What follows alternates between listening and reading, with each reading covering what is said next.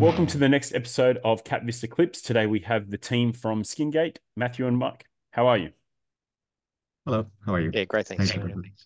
Thanks for jumping on. I'm really interested to find out more about what you're up to, and I think you're in a focusing on an industry that is getting bigger year on year. There's a greater demand, and as you know, more larger organizations focus on what you're doing, I think there is about to be an explosion, and I don't think it's one of those industries that is ever going to go away. That is absolutely correct. What you've just mentioned, it's exactly the reason that we have invested so much time and energy and passion towards development of SkinGate. As a senior laser and aesthetic practitioner for over 2.5 decades, of noticed and was really following the routine of how people are using skincare on a daily basis on their skin to sort of achieve certain results. And we came up with a different approach to really eliminate the need of manual application of the skincare. So we developed a very comprehensive multimodality technology where it comes with the skin analysis, where in 5 seconds by touching the device against the skin, it can pick up skin's oil, moisture, and texture or vitality of the actual skin, which those numbers show on the LCD of the actual screen of the device. And then by inserting the actual device capsule of the skincare, which is a 15 ml skincare capsule, into the device and loaded. Users are able to infuse the actual serum into the depth of their skin and really take advantage of multimodality of high radiofrequency electric discharge of electroporation, which is a scientific way of delivering the active ingredients of the skincare and serum into the skin, along with acoustic pulse vibration, which is like a jackhammer. It just actually pushes the skincare further into the skin. It comes with a specific wavelength of photobiomodulation of red light, cold light therapy, as well as blue light. So red light does the shrinkage and the reduction of the pores of the skin, and as well as tightening and remodeling or stimulation of the collagen, as well as the blue light, which is designed to reduce and combat acne and the signs of rosacea and redness. So this comprehensive technology can really address those needs on a daily basis to users to be in control and in charge of their skin condition and health and well-being, as well as firming and rejuvenating their skin. Yeah, awesome. So I mean, that's great overview of exactly what you're doing. It gives us the viewers and investors a really solid understanding of the products that you're bringing to market. But let's take a step back. Tell us about your backgrounds. Tell about your experience and why you're the right team to take this to market. My background is dentistry. So from dentistry, about 28 years ago, I shifted into the field of thermal and non-thermal lasers, which is used in both medical and aesthetic field. I was the former vice president of the Australian Institute of Laser Therapy, which the role was to set up protocols for both Australian health practitioners and students to get access to the right level of energy and use of radiation and safe use of laser in their daily practice. And then as I try to sort of grow my business in Melbourne, and just I was managing several clinics of my own. And then I realized that there is quite a big gap in the industry for, as well as for consumers, to get access to high tech and low cost novel and unique advanced technologies to be able to use at home, or practitioners to have access to those technologies without going through spending hundreds of thousands of dollars on getting those very bulky and big and devices that sometimes can associate with side effects and pain and discomfort and high costs, obviously. So yeah, that pretty much is the passion that has driven me to come up with those ideas. Awesome. Mike. Yeah, thanks, Daniel. So I've been with Cosmo just over 2 years. My background is about 25 years in financial products and also in the healthcare space. ranging from institutions at the big end of town with large banks plus structured finance businesses. The asset finance component and healthcare in particular comes from a period of time where I actually moved up to Sweden and set up a asset finance company there with one of the largest banks. Spent a number of years over there looking also at the healthcare sector more broadly.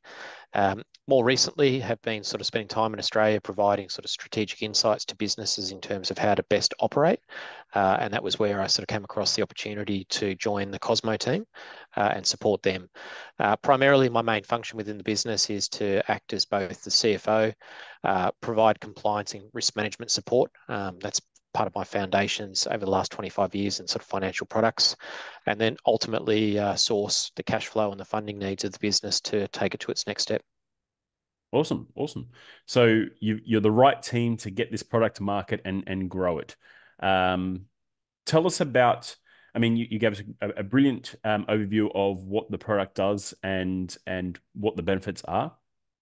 And give us an overview of the skincare and beauty market, because for people who are watching this and don't understand the size and scale of it, it'd be great to high level insight on what that market looks like. Yeah, well, the latest report from Beauty Matter, which is one of the largest content providing and marketing solutions in the United States, has declared that beauty seems to be recession-proof, despite the fact that we had quite a massive sort of sluggishness in the economy worldwide. Beauty seems to be quite resilient category. And especially skincare and beauty, obviously, they come hand in hand, and covers a global market size of over $65 billion with a CAGR of over 6.7%. And the market size of home beauty devices have sort of doubled every year, and now is like 7 times multiple as opposed to pre-COVID. And people have started to sort of realize that those home devices do actually work, and especially those non-invasive light therapy masks, and they're just growing more because people have realized, hey, these devices are not just toys; they do really deliver those therapeutic sort of results to their skin. So that's why we are in a very well sort of phase of this journey positioned with our SkinGate. And not just that, because SkinGate comes with a capsule, and that capsule, it's not refillable. So we can definitely push the different skincare inside the capsule that it can accompany the actual technology that can be used by either B2B and B2C or B2BC. And salons and clinics could use it and then on-sell the actual device along with the capsule to their patients, similar to the same concept of ink printer, where you buy the actual printer at a cheap price, and then you just keep buying the ink to print your materials. And that's the business model that we have designed for SkinGate. Yeah. So one way to sort of understand how it would work is, Nespresso. Nespresso, you can buy the machine, and then you can buy your flavored coffee to go inside the machine. So Spot on. you can essentially partner with some of the largest skincare and most prestigious skincare brands on the planet who can adapt their formulas to your machine.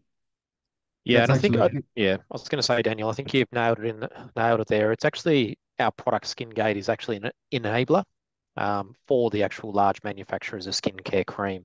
Yeah. And we have tactically defined what we're trying to achieve here, because to compete against some of the bigger brand names as far as their products are concerned, as far as the cream or the serums that they're launching to market is concerned with, that's not something that we want to fight up against. In fact, what we want to enable is the ability for them to actually sell their creams in a sort of a new and innovative way, but also from the consumer standpoint, they'll avoid the level of wastage that potentially happens at the moment when someone actually goes out and buys a larger bottle or device that is holding those creams.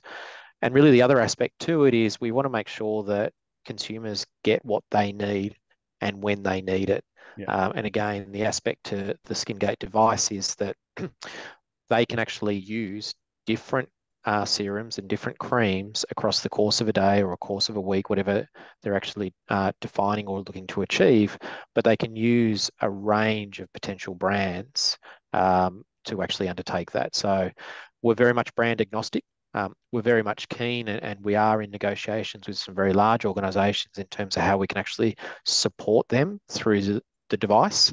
But it opens up a significant opportunity for us in a part of the market that is not as competitive as the actual cream component of the market is itself. Yeah. So you just touched on something there. I want to go down that path. Talk to me about the milestones and some of the achievements you've sort of been able to bring to this company at the moment. I know you're actually in discussions with some rather large brands. If you want to go down that path and explore that a bit.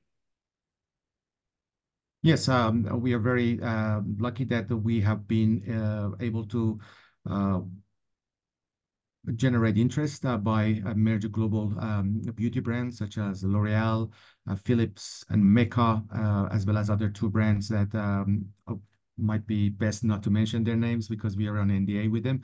But yeah, it's been over a year and a half, close to nearly 2 years now, that we are in a very, very close contacts with the global team of business development of those companies, and obviously they have asked us to sort of provide them with the required materials, IP, and the technology, which it obviously those sort of information providing and feedback takes time. And now we are getting more and more positive news about the test and obviously the level of information they have received. So in terms of the achievement, we have won the L'Oreal Innovation Award. We came number 5 in the beauty category at the Slingshot Singapore Global Innovation Challenge, which was very exciting. And recently we have verbally been given the good news by Philips that we could be the selected tech partner of Philips in a category of beauty, which is very humbling and very exciting. Okay, awesome. So tell me about your raise. How much are you raising and what's the use of funds for? Mike. Yeah, happy to jump in there. So we're looking to raise 2.6 million. There's a couple of parts to how the use of funds will be applied. The first and foremost is to complete really what is sort of phase 6 of the development of the product. We've got a version of the product which is able to go to market. It is commercialized, but we're trying to make some further enhancements to the device itself in terms of usability. And also making sure that it meets the various requirements from a regulatory body perspective. There has been some changes in terms of particularly FDA requirements, and we're just looking to make some minor adjustments to how the device operates so that that approval can be forthcoming. The second part is we will be doing some more broader scale clinical trials. This is really making sure from an effacey perspective that we can prove to those brands that Mathew mentioned that our product delivers superior outcomes compared to what potentially other devices in the marketplace, which are inferior as far as technology is concerned, but also making sure when it comes to the effacey that it utilizes their own creams to the best of their abilities as well. Each company operates and develops creams with different serums, and that's part of the clinical trial assessment that we would be looking to conclude. As you'd appreciate in this space, we do need to invest in marketing. Albeit that, as I said before, we're not going to be competing against the big brands, but we do need to actually get a level of awareness in the marketplace. Yes. So we have built a digital strategy regarding that, and we'll be looking to use a proportion of the funds to actually ensure that we're marketing. And the marketing approach is both to the end consumer and also B2B. We want to make sure that salons and for instance, can see the benefit of using our product. So it is a dual strategy as far as that's concerned. The final part will actually be going into some further R&D. We do see opportunities to expand the product itself in a couple of different areas, but we can also see that there's a need to obviously continue to protect our patents as far as that R&D research is concerned. We've spent over sort of 5 to 7 years in terms of the development of these products. It's vital that we protect them as much as we can, both in terms of the current state but also future state. So principally, that's where the funds will actually be applied to. All right, amazing. Look, I won't take up too much more of your time, but thank you very much for jumping on. This is certainly a very interesting technology in a recession-proof industry. I'm excited to see what you do next and what the next steps are. Anybody who's watching this episode, if you are interested in finding out more, I'm happy to connect you directly through to the team. So please reach out to me and to some of my team members, and we can get you directly in front of Mathew and Mike. But thank you very much for jumping on. It's great to chat, and look forward to seeing what's next. Thanks, Daniel. Thank you. Appreciate it.